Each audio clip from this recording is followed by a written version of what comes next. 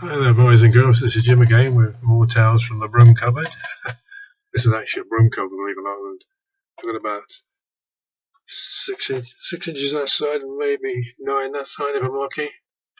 Got the ironing board here, got a guitar up here, guitar around here. Underneath here, which you can't see, is a keyboard, which I don't play them very well, but tinker around. At the side here, you'll see bits of paper. These are actually Irish words, which I'm trying to learn Irish at the moment. I can actually speak more Irish than the Irish people around here, but doesn't mean I'm any good. Still trying. Anyway, that's beside the point. What I wanted to speak about this evening was the difference these days between the kids, what they've got now, and what we had when we were kids. First things first, bathing, showers, etc. No bath, no actual bath with water that could go in, hot water, all that sort of stuff. Tin bath outside, hanging outside. Tiny thing about this big, which you barely get your bum into. And we had a sort of boiler thing in the scullery, which was next to the kitchen, tiled floor, very rough looking. Made a fire underneath this burner thing, bowl, and got hot water, sort of, after a long time, of course. And there was me, my brother, who was 2 years younger than me, and my sister, who was 2 years older than me. My sister got first dash at the water. I got second, and my brother got last. We used to fight a bit over that. And we had a bath once a week, if that. In between, we just used a flannel and put it around the ears, and your mother would grab me and all that sort of carry on. So these days, my grandkids, they've got, ensuite shower rooms, bath. Let's go in there from their bedroom straight in, all the usual thing, and have a great time. And I'm sure to keep us on screen, they're astounded and in horror at the fact that we didn't have these things. But that's the way it was, and everyone was in the same sort of boat. So I don't suppose many people would, were worried about it. Just don't worry about it because you didn't know any difference. Another thing that was different, sweets. These days you go into a supermarket and the sweets are chocolate everywhere, bars of this, bars of that, Whisper, whatever, lots of sweets, and which is probably why a lot of the kids these days are fat. But in the old days, of course, everything was on ration. Sweets, sugar, everything like that.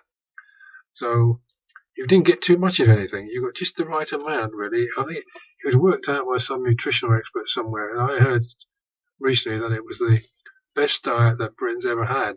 Second World War. I don't think we thought that at the time, but that's how it was. One of the other things was presents at Christmas. I got one present. That was it. Not like these days where the kids got opening presents everywhere, there's wrapping paper everywhere, and you can hardly move. Only one present, usually handmade. I mean, I got a little yacht once. I used to have this elephant that someone had made for me. Got it one Christmas. It was about that size.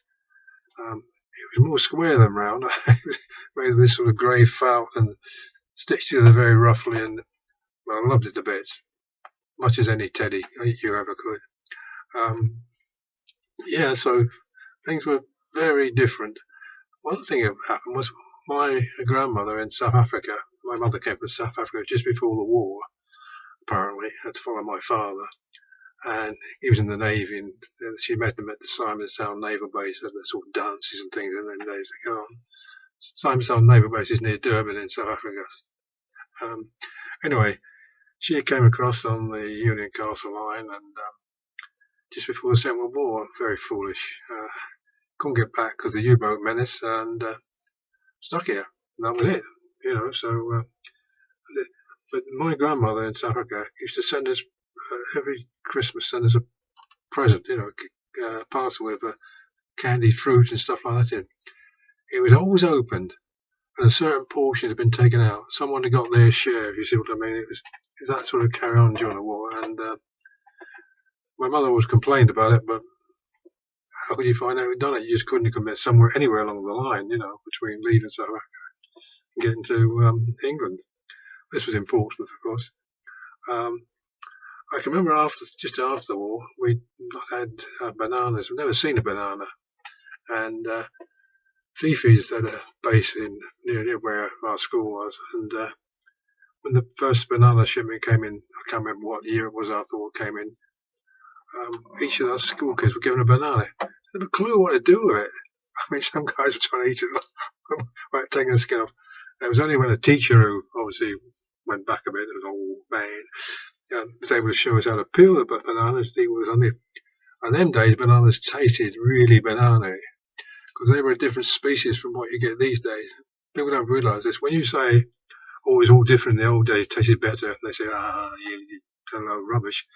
As far as bananas go, it's not, because the species you get now, different. The original species that we had was wiped out by some fungus or other, some disease, and they had to bring in this new one, which tastes like carbon basically most of the time. Talking of bananas, I can remember years ago I was working for BT, and in Derby, at Derby Park, there was a big, huge greenhouse. In one corner was this banana tree growing.